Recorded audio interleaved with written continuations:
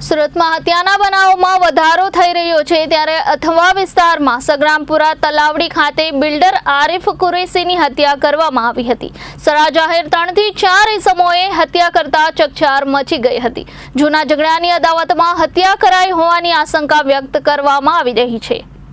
પોલીસે કહ્યું કે બિલ્ડર આરિફ કુરેશી નમાઝ પઢીને મસ્જિદમાંથી નીકળ્યા હતા। આ દરમિયાન તેના પર હુમલો થયો હતો।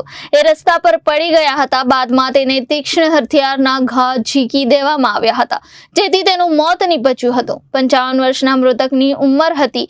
હાલ પોલીસે તપાસ હાથ ધરી છે। પોલીસ અધિકારીએ વધુમાં ઉમેર્યું હતું કે ઘટના સ્થળેથી ડીવીઆર કબજે લેવામાં આવ્યું છે। સીસીટીવીમાં ઘટના કેદ થઈ છે।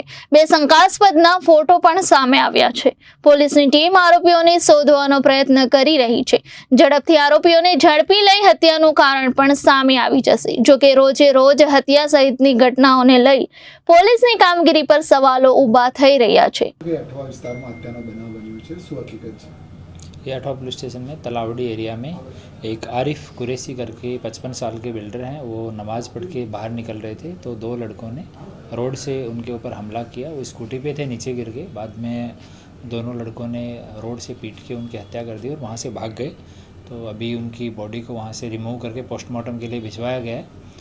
फरियाद FIR ली जा रही है और दोनों आरोपी हैं वो आइडेंटिफाई हुए हैं और अभी पुलिस की टीम जो है वो उनके पीछे लगी हुई है और जल्दी ही उनको पकड़ लेंगे। सर, प्राथमिक वजह क्या सामने आई है और मरने वाला का इतिहास क्या है, क्या करते हो? मरने वाला बिल्डर है और रीज़न क्या था इसका एक बार आरोपी पकड़ में आ जाएं और दूसरे CCTV फुटेज से हम एनालिसिस कर रहे हैं कि आसपास और कौन लोग थे और भी कोई इसमें शामिल है, तो वो सब एक बार तपास करते हैं। उसके बाद जो भी हकीकत सामने आएगी वो आपके साथ शेयर करेंगे। Thank you. Reporter Arvind Rathod, Janadesh news, Surat.